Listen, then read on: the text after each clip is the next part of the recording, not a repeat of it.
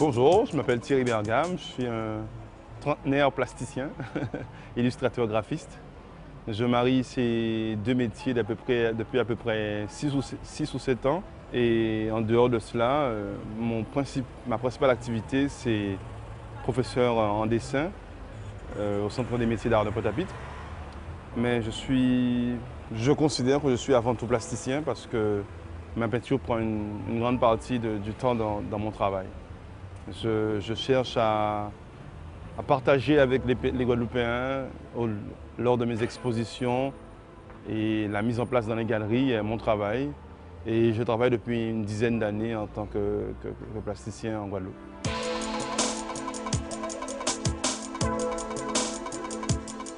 J'ai vécu et grandi à Pointe-à-Pitre et le lieu est tout choisi parce que j'ai grandi pas très loin d'ici. Dès le début, j'ai commencé à m'intéresser à l'image. Que ce soit à cause du cinéma, de la photographie ou de tout ce que je regardais en allant dormir tard et en ne suivant pas une scolarité stable. J'avais une curiosité pour surtout l'histoire géo, le français et l'anglais. Je m'intéressais à des choses qui pouvaient m'apporter un appui culturel tout de suite. En réalité, j'étais un peu comme tous les jeunes garçons de mon âge. Je dessinais beaucoup sur les cahiers, sur les feuilles, un peu partout. Et même à mon tour à l'école aussi, où je rêvassais énormément et où je scrutais l'espace et l'extérieur alors de réfléchir à mes calculs mentaux ou bien à ma géographie. Et je lisais beaucoup en fait de comics books, de revues américaines, de bandes dessinées classiques européennes. Et tous ces travaux-là ont commencé à influencer mon travail. Je lisais, reproduisais quelques héros. Et après, j'ai finalement commencé petit à petit à faire de la bande dessinée et à m'intéresser à mes propres histoires que je comptais en remplissant des cahiers et des cahiers de bande dessinée. Et je me rendais compte qu'il y avait un manque dans tout cela et qu'il y avait quelque chose qui devait être plus important. Et c'est à ce moment-là, petit à petit, que j'ai commencé à m'intéresser à l'image même. L'image de manière concrète, comme dans l'histoire de l'art. La composition, le portrait, les paysages, comment ça se compose, comment ça se décompose, qui les fait et pourquoi on parle de Picasso tout le temps, qui est Manet, qui est Monet. Et c'est petit à petit que je me suis intéressé à ça.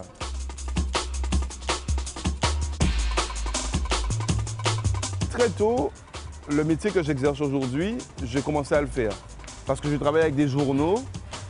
Je travaillais avec des municipalités pour faire de l'illustration dans les journaux municipaux. Et l'illustration a commencé à m'intéresser. Avec cette influence de bande dessinée, j'ai commencé réellement à travailler dans le dessin concret. Je suis rentré au Centre des métiers d'art du Lamentin. C'était un centre qui avait été créé par M. José Toribio et dirigé par Michel Rovellas, le plasticien guadeloupéen.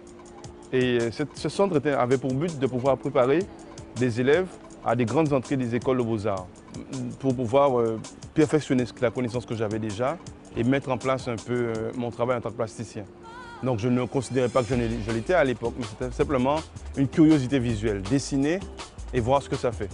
Quelques années après, j'intègre une école en République dominicaine qui me permet de faire un cursus de 2 années en République dominicaine dans une école de beaux-arts réputée et où j'ai eu une expérience vraiment intense. Ça m'a apporté énormément au niveau de mon travail plastique, une grande évolution et de là, j'ai pu avoir une bourse qui m'a permis de continuer aux États-Unis et de faire une formation de 2 mois qui m'a permis de consolider mon statut d'illustrateur graphiste.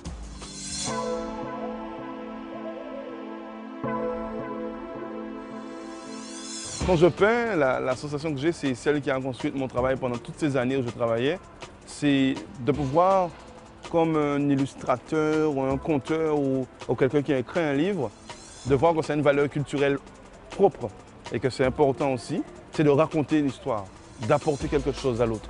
Et la peinture et l'art contemporain est là pour ça. La perception que la personne a du monde, l'a changer, la désorienter pour créer autre chose. Le cinéma, la photographie, la littérature le fait bien, et les arts plastiques aussi.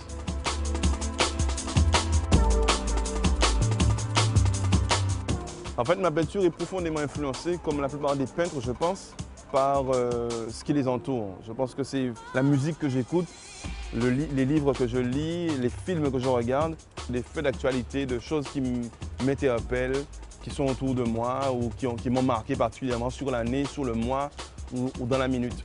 C'est-à-dire que j'entends parler de quelque chose qui peut devenir pour moi comme une problématique. Et c'est là où on rejoint l'idée d'être un alchimiste, d'être quelqu'un qui cherche, un chercheur. Le peintre contemporain n'est pas seulement quelqu'un qui peint, mais il cherche aussi. Et c'est ça l'idée, c'est-à-dire que j'entends une rumeur, un mouvement social, une influence culturelle, une musique du moment, et je le garde pour pouvoir travailler dessus.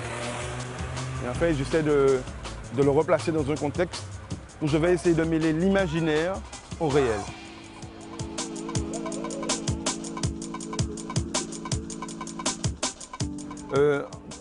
En art figuratif, le domaine dans lequel je suis, c'est-à-dire que je projette des éléments que je vois et que je retransmets sur la toile.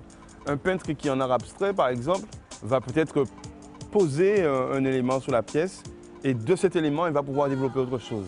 Mais chacun a une démarche différente et essaie de fonctionner à sa manière. Ma manière à moi, c'est plus de chercher, de se poser des questions, de développer un sujet et après de pouvoir retranscrire l'image de la bonne manière.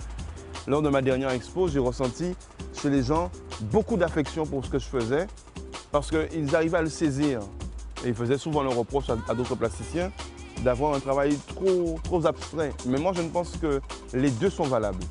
Qu'un travail abstrait poussé peut être intéressant s'il a un bon discours et un travail figuratif aussi. L'essentiel, c'est de ne pas peindre pour peindre, de ne pas faire du travail qui a simplement un aspect artisanal, mais donner quelque chose, apporter un discours derrière ce qu'on fait.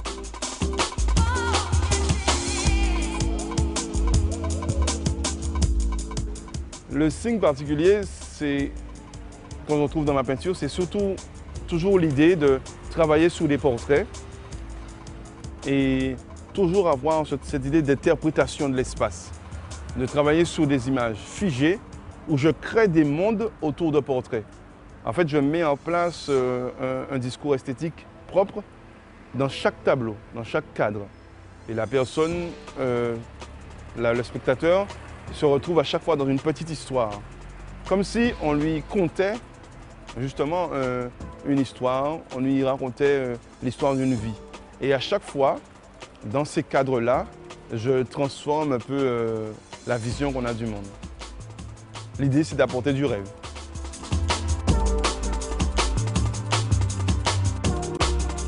L'univers en fait que j'ai est basé, je le dis souvent, j'aime bien répéter cette phrase, entre Goldorak et Manet.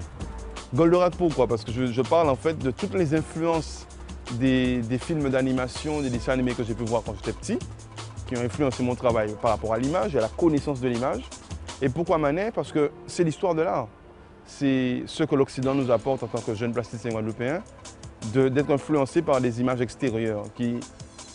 Cette histoire de l'art où des personnes ont créé à un moment et elles ont raconté elles aussi des choses que nous on a fini par retranscrire et qu'on a fini par comprendre.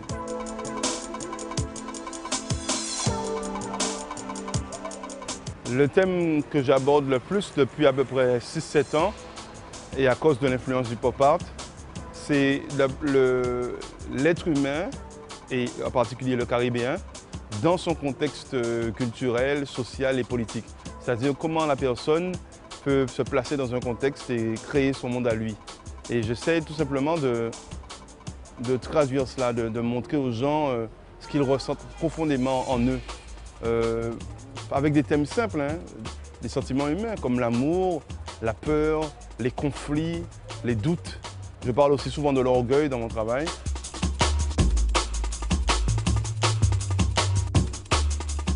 La transmission passe par le fait tout d'abord de créer. Il faut créer quelque chose pour qu'on puisse le regarder. Et ça passe aussi par le biais de l'exposition. mettre en place une exposition, montrer son travail aux personnes, partager avec elles ce travail-là. Il y a le mot anglais pour exposition, c'est exhibition. Donc c'est exhiber son être, sa personnalité propre, montrer à la personne que pendant 3-4 mois, on a travaillé sur un sujet et on veut partager ce moment-là avec elle, comme un écrivain qui écrira un livre et qui voudrait simplement le publier, ou un réalisateur de film qui voudrait montrer son film aussi. L'idée, c'est de simplement vouloir à ce moment-là partager un moment d'émotion avec les personnes. Mais aussi, elle peut se faire grâce à la pédagogie. Et la pédagogie, c'est ça, c'est le métier actuel que je fais. Je suis professeur en art plastique et en dessin au Centre des métiers d'art. Je suis intervenant en art plastique avec des écoles aussi, des petits de 5-7 ans. Et ce travail, surtout avec les petits, m'a apporté beaucoup plus d'humilité dans mon travail, une recherche encore beaucoup plus poussée par rapport au choix esthétique, à la promptitude à faire quelque chose de bien, de net, et de l'apporter aux autres, c'est très constructif. On a un discours culturel de défense des arts, mais en réalité pas suffisamment de soutien. Dans l'école où je travaille, par exemple, le but ce serait peut-être d'avoir une école régionale qui permettrait de former des jeunes plasticiens et des jeunes graphistes, illustrateurs, designers de mode, designers d'architecture, pour pouvoir créer une émulation autour de ça pour qu'il y ait suffisamment plus de plasticiens. Et je pense que le fait de transmettre et d'apporter cela à ces jeunes-là, ça peut être très important.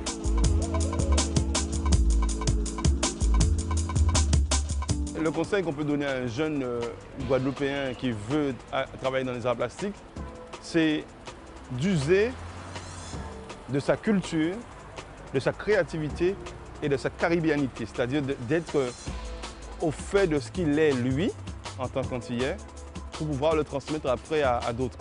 Et je pense que s'il n'y a que le travail qui paie, on le dit en général, ça paraît galvaudé comme ça de le dire, mais c'est vrai, il y a énormément de maîtrise à avoir dans son travail, à cultiver cet attachement au travail, à donner plus, à apporter plus à l'autre, pour pouvoir après retransmettre, donner. Et je pense que fondamentalement, il finira par y avoir un art caribéen qui s'exportera. L'idée qu'on a en fait, en tant que plasticien, et je ne suis pas le seul à intervenir dans les écoles, c'est de former les jeunes Guadeloupéens, 5-7 ans, 8 ans, 12 ans et plus, à avoir un discours esthétique autour de l'art caribéen, à pouvoir acheter de l'art caribéen, à en consommer et surtout de pouvoir aller vers l'extérieur, montrer ce qu'on fait. Et je pense qu'on est sur la bonne voie parce qu'il y a énormément de créatifs en Guadeloupe et il y a énormément de jeunes talents aussi.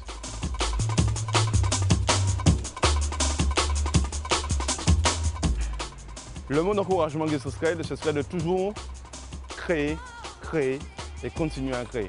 Il ne faut jamais arrêter, malgré les adversités qu'on peut rencontrer dans tous les domaines de l'art, pas seulement les arts plastiques, dans le milieu culturel, dans le milieu de la musique, de la création artistique, toujours continuer à créer parce que c'est le travail qui paie.